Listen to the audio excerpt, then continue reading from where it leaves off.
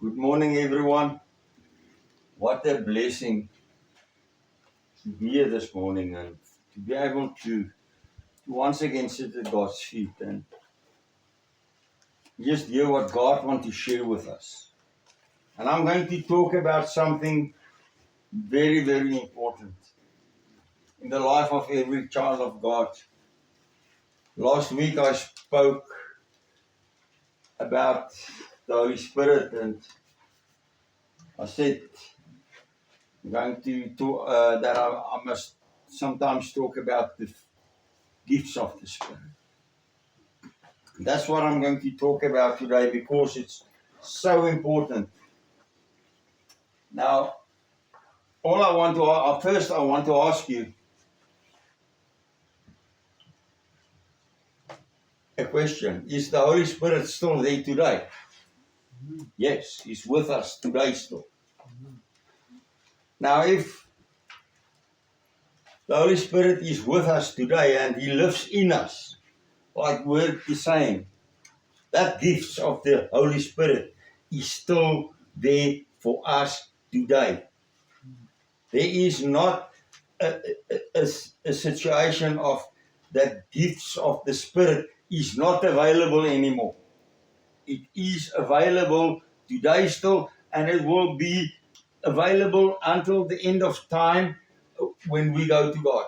When it will stop is when you pass away and you go and you sit at God's feet. And if we're in heaven one day, then we don't need that gifts of the Spirit. Then it will stop. But while we're on earth, and the Holy Spirit is here with us on earth, that gifts of the Spirit is available.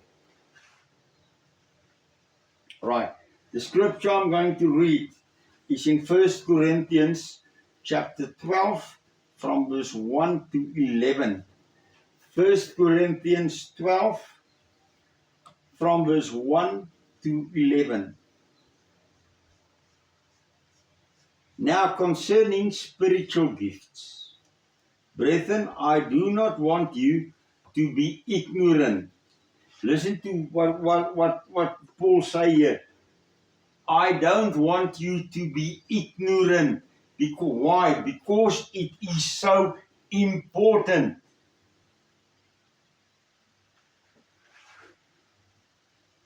You know that you were Gentiles, carried away to these dumb idols. However, you were led. Therefore I made known to you that no one speaking by the Spirit of God calls Jesus accursed, and no one who say Jesus is Lord except by the Holy Spirit. You see, the Holy Spirit guide us to say Jesus Christ, you are Lord. The Holy Spirit have put in your heart before you had a relationship with God and with Jesus Christ. The Holy Spirit started working in your heart, right? And through the Holy Spirit, you met Jesus Christ. You met God the Father.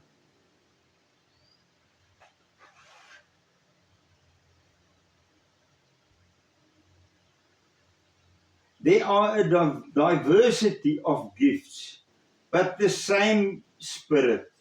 There is differences in ministries, but the same Lord. Right. Is there differences in ministries today? Yes, for sure. But we still serve the same God. We serve the same Father, the same Son, and the same Holy Spirit. All right?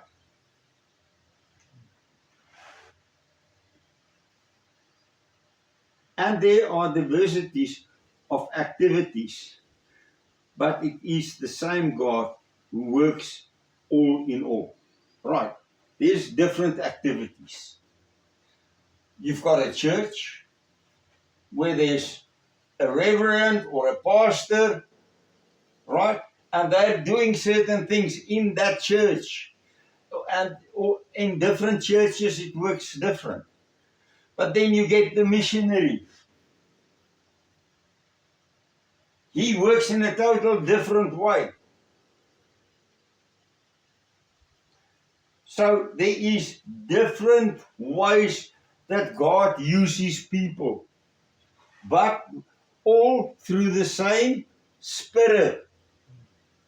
He talks about the same Spirit, the Holy Spirit, because you cannot be in ministry. You cannot be a child of God if you don't have the Holy Spirit in you. That's how important it is.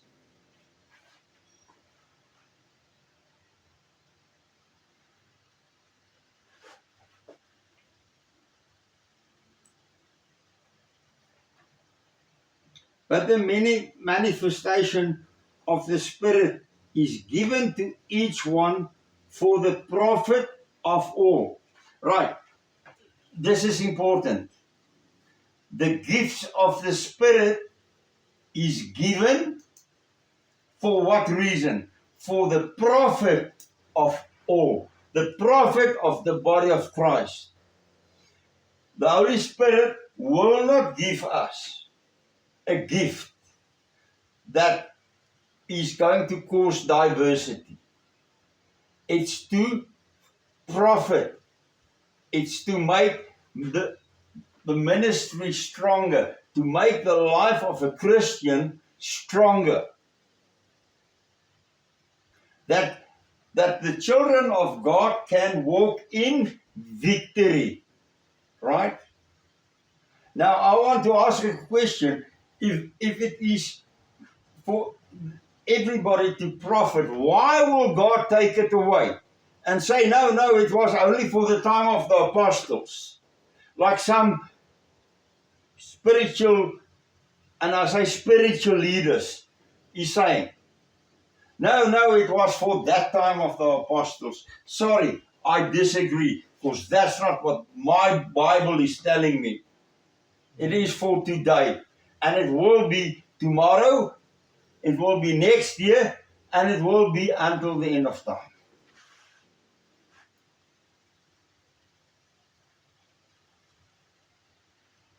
Right. For to one is given the word of wisdom through the Spirit. Very big example of a word of wisdom in the Bible. King Solomon. King Solomon had that word of wisdom. He just knew through God what to say. I think of that situation with the mother and the woman that said, no, that is my baby, but the real mother, and he said, right, bring that child, cut it in two, and give them each half. And the real mother said, no, please, let her rather have that. And he just knew. And that was a word of wisdom, right? Where God just, through the Holy Spirit, come and he equipped some of the people in ministry, but fellow Christians, to have that word of wisdom where you go and, or sometimes you sit there and there's a situation and God just gives you this word of wisdom. And the moment you give that word, there's a breakthrough. Now tell me that we don't need that. Each one of us need that today. But now remember, we say it's a gift, right? The gifts of the Spirit, right?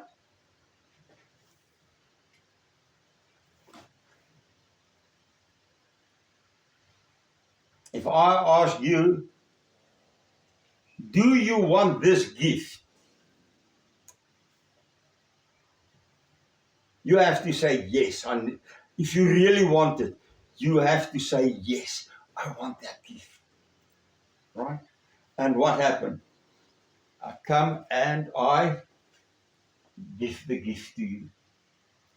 So you have to do what? Take the gift. Say, God, I really need this gift in my life. I'm longing for it, Father. And then the Holy Spirit come and he say, I'm giving it to you. What do? Take it and use it. If I give you a gift, you use it.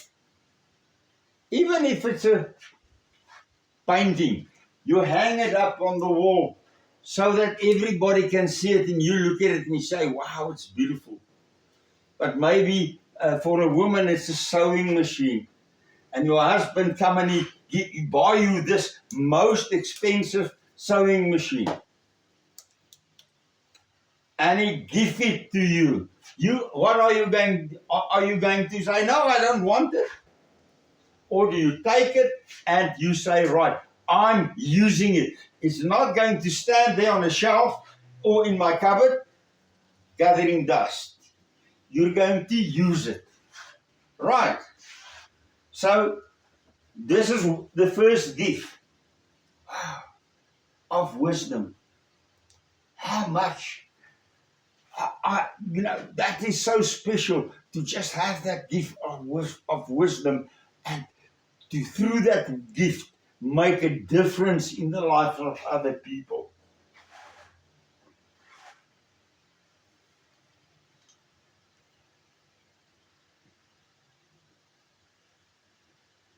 And then, and to another, the word of knowledge through the same Spirit.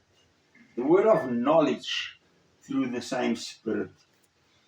How does the word of knowledge work? It's an amazing thing where sometimes God knows that this person will not receive the message. Like a prophecy.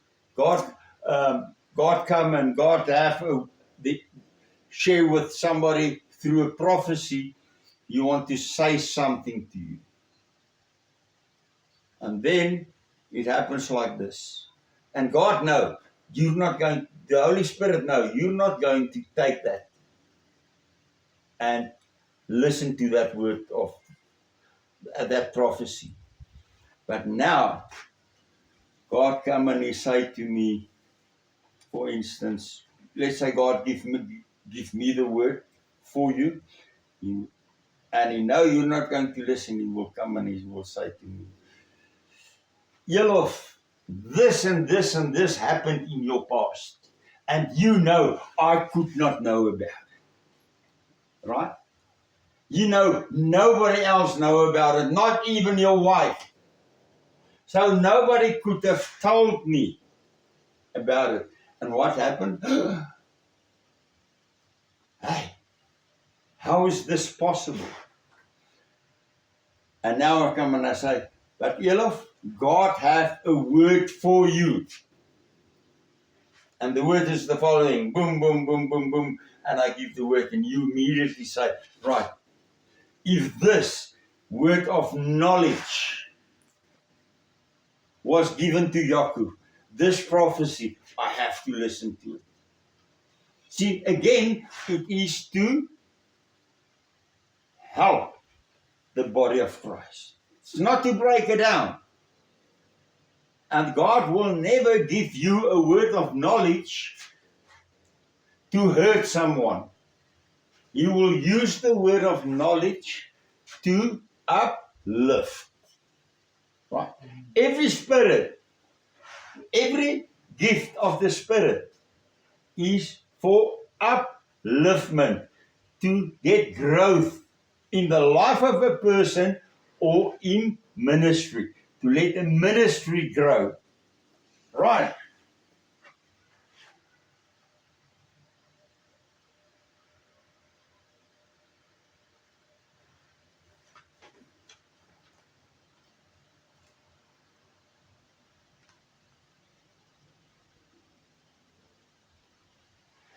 To another, okay, say again, through the same Spirit, right? Every time. To another, faith by the same Spirit. Right, what faith is that? We all have faith, but God gives certain people that extra step of faith because He needed. He needed. And examples. Years back, when the Iron Curtain was still there, people had to take Bibles into China through customs and go and do ministry in China. And they had those Bibles in their suitcases because there was no other place they could put it. And they said, God, my faith is that you will close the eyes of the customs, that they will not see it. And I will go through that customs and I will be able to spread this Bibles in China. Because there's children that of yours that need to be there. Right. And that is where you need that faith. Because else you won't go. Where God said to you, no matter what, I want you to go. There was times where Maria and me, when we were in Mozambique, where we had to take the step in faith to get in our vehicle, and we knew we didn't have enough fuel or money to reach South Africa, or to leave from South Africa to Mozambique, and we knew there was not enough money in our account, and our vehicle didn't have enough diesel. And then we took a drive of over 2,000 kilos, and God supplied as we were driving.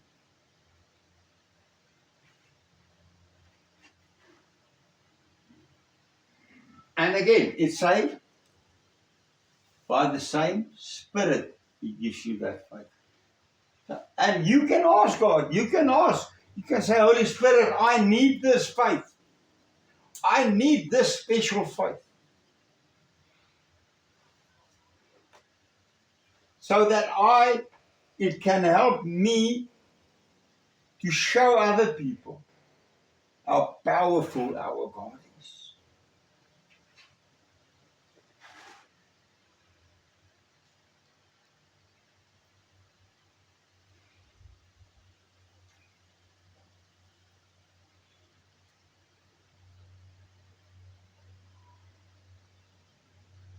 Then, do another, gifts of healing by the same Spirit. This, God used some people in ministry that pray for people, and that is a gift God they gave them. And they pray for people, and healings take place. I think of a guy like Carrie Blake and his team. Here in South Africa, the one guy went to the hospital, there where the people are sitting in the queue to see the doctor. And they start praying for the people. And God started healing the people. And the row got shorter and shorter and shorter as the people got up and they walked out. We've seen it. We've seen healings where we did two of these seminars we was part of. And there was one woman, she walked in, she had this boot on a shoe, torn her ligaments, and Maria said to her, "You are going to walk out here without that." And she looked at Maria like, can't be. At the end of that weekend, that woman walked out. Her ankle healed perfectly. Because God wants us, the Holy Spirit wants us to have that gift so that we can pray for the sick. And what happened? The unbelievers start believing. It's a gift to lift up again, to make it stronger for all of us. I want to ask you a question.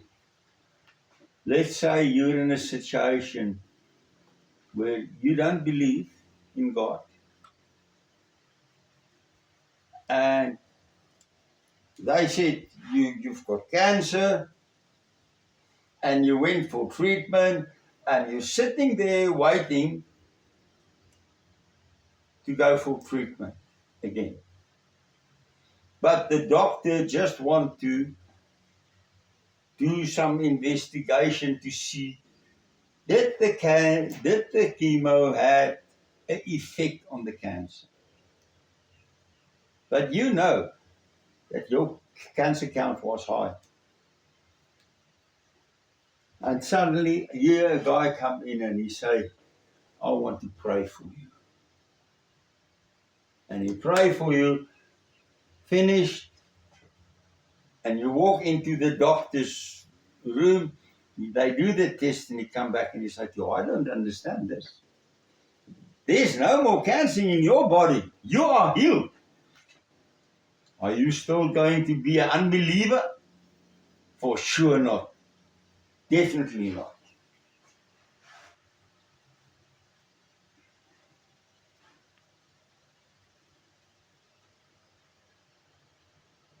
To another, the working of miracles.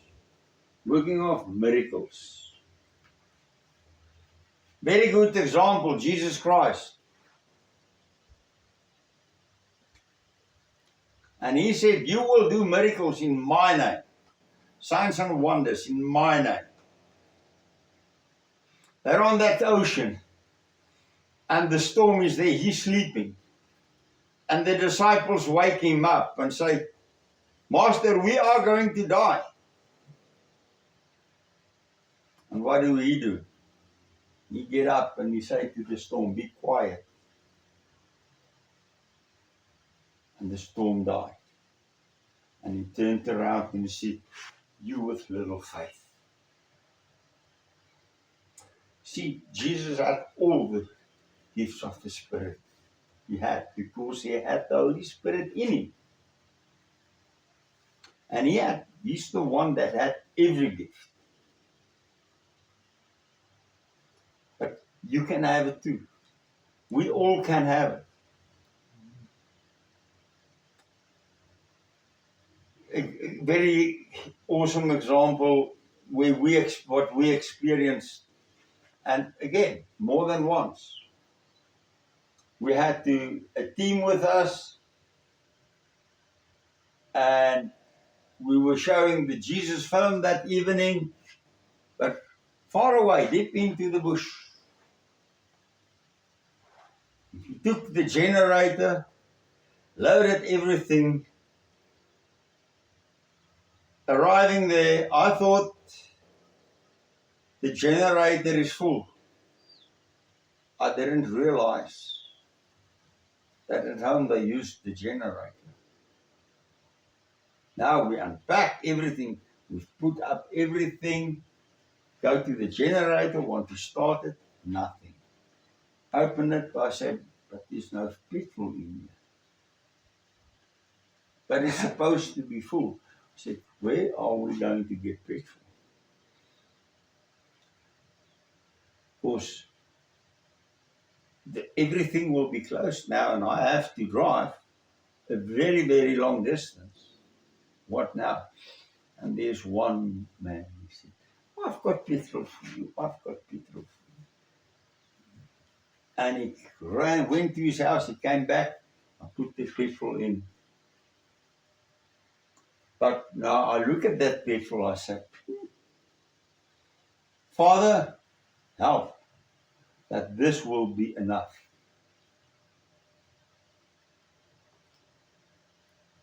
Because if I look at it, it's definitely not enough. So I we first started with worship. We had awesome worship videos in their language. We first did worship, and we do it for about half an hour, 45 minutes, to pull people closer. Because I had the awesome sound system, and the people start coming, and then we showed the film, and then I started ministering to them after that. After they accepted Jesus Christ in their lives, we prayed for the sick and everything. I prayed for the last one. And I knew, right, now the ministry is over. The generator died. No more petrol. So what did God do? God supplied with petrol, which was a miracle for where we were. Secondly, He stretched the petrol so that we can finish that ministry that evening. And what's so amazing is the amount of people that accepted Jesus Christ in their lives that evening. And the pastors that was there, it lifted them up. They said, look what God can do.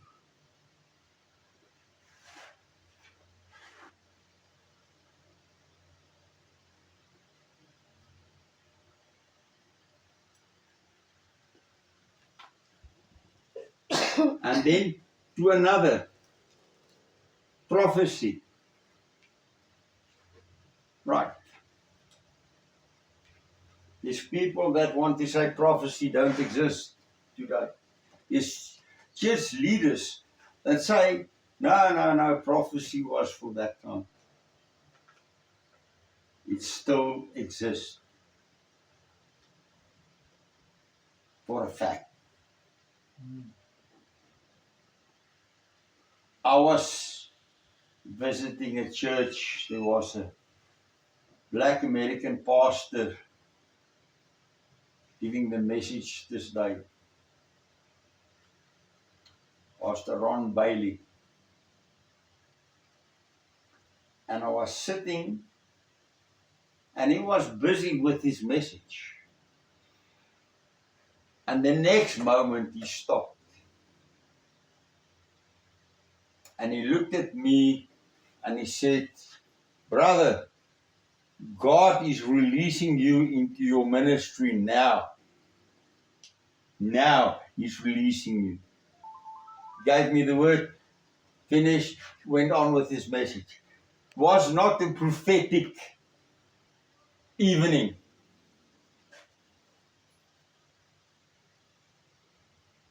Month and a half later, we left for Mozambique in ministry.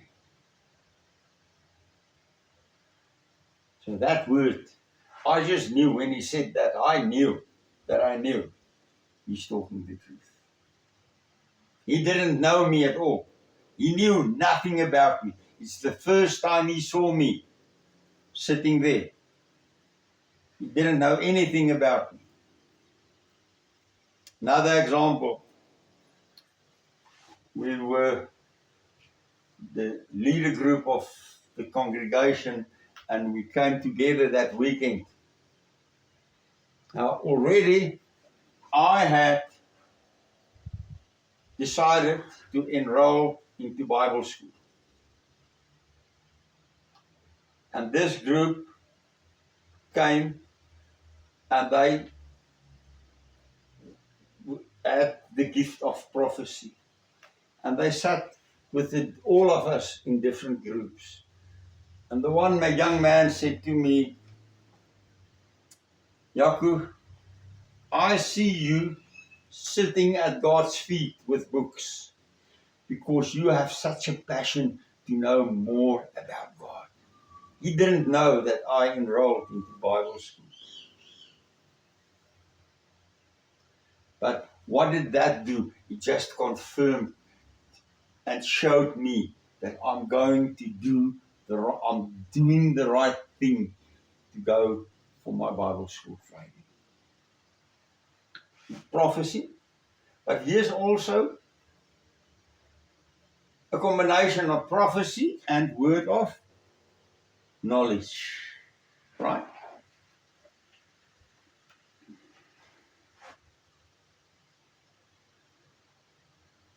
To another, discerning of spirits.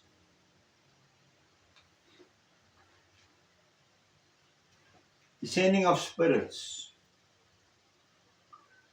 Where a person walks in and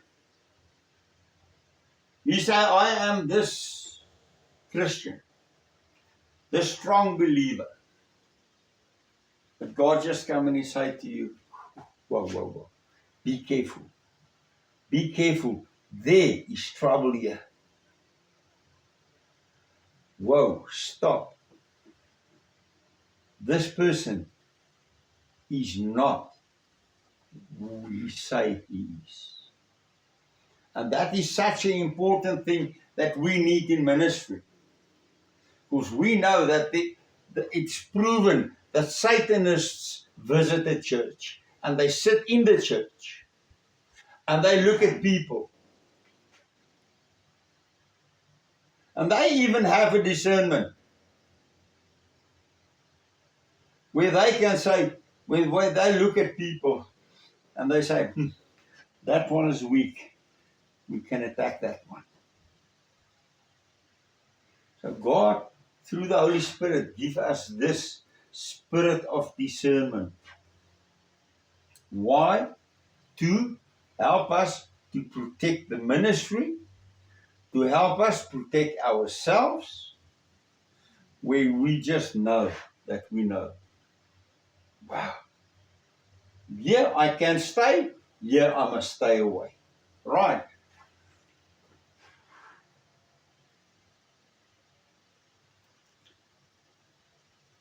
To another, different kinds of tongues.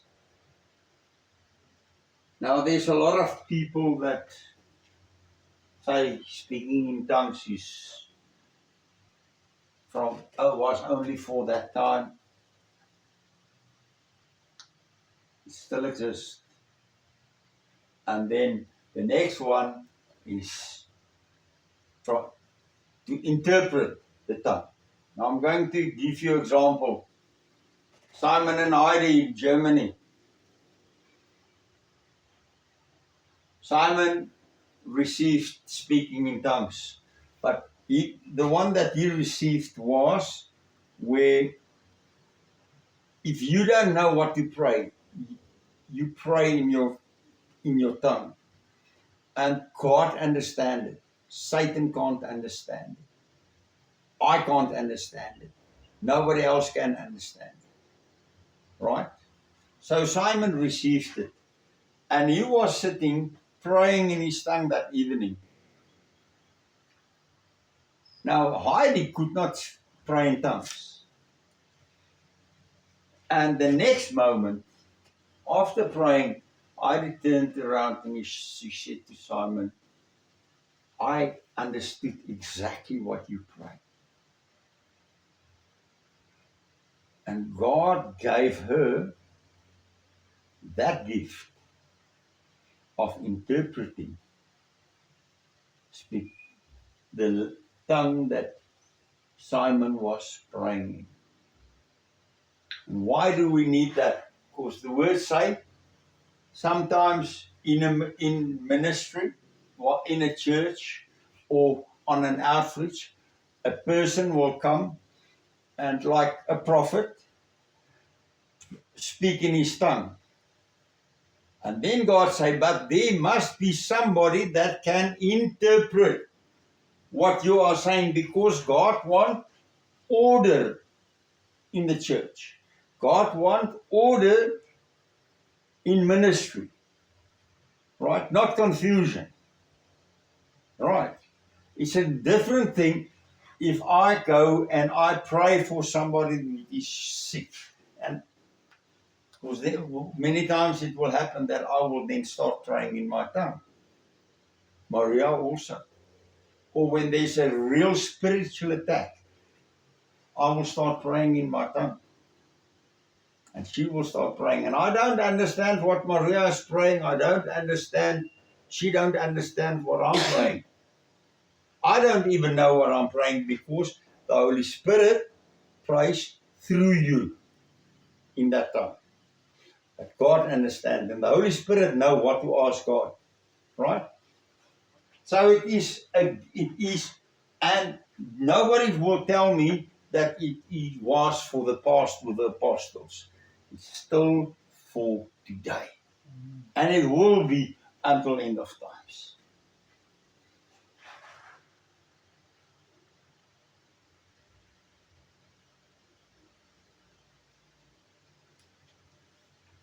Now verse 11. But one and the same Spirit works all these things,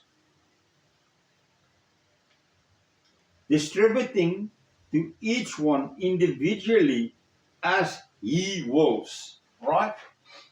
The Holy Spirit decides. You can long for it. Right? You can ask for it. But the Holy Spirit is clever. He knows. Do you want to use it for the right reason? Are you going to apply it correctly?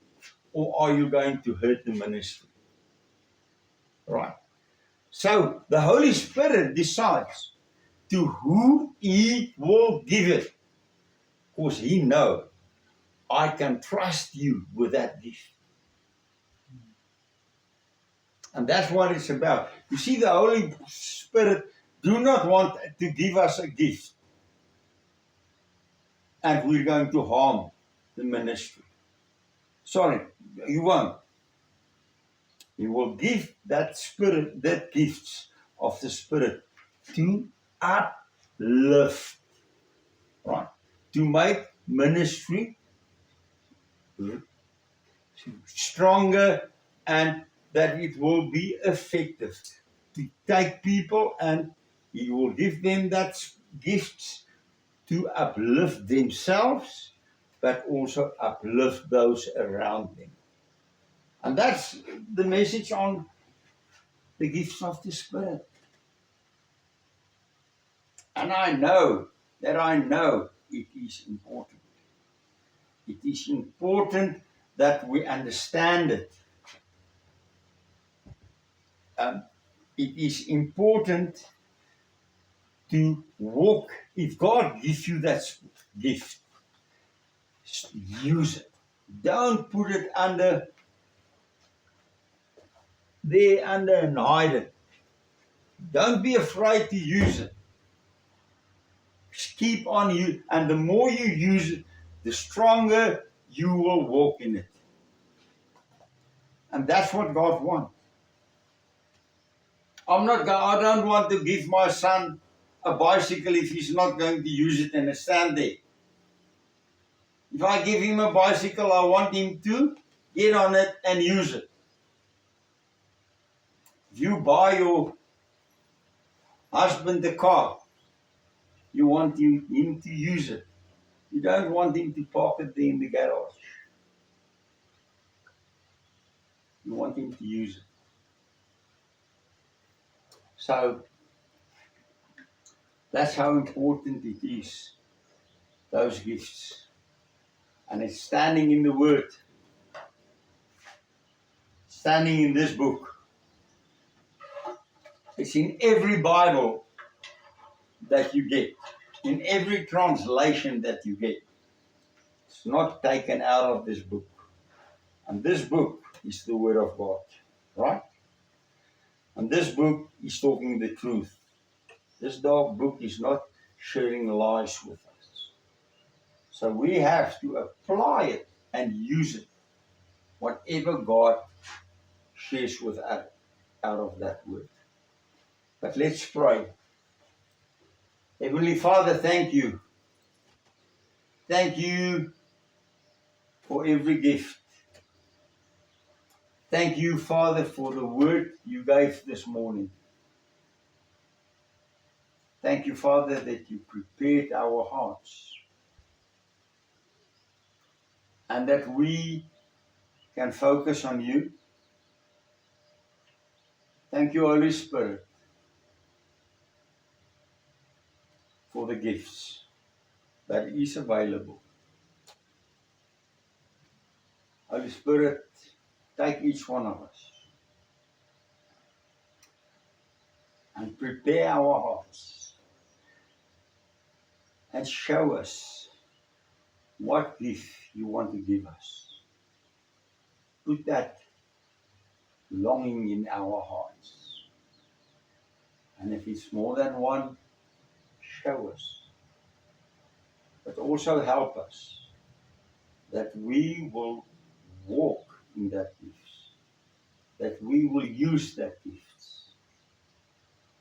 to uplift and to make things more stronger for your children, that we will be more effective in ministry in every way. Yes, Father, thank you. Thank you, Jesus, that when you said, I leave with you the Holy Spirit, the Comforter, the Helper.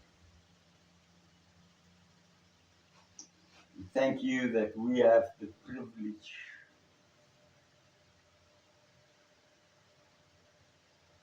to have the Holy Spirit in our lives.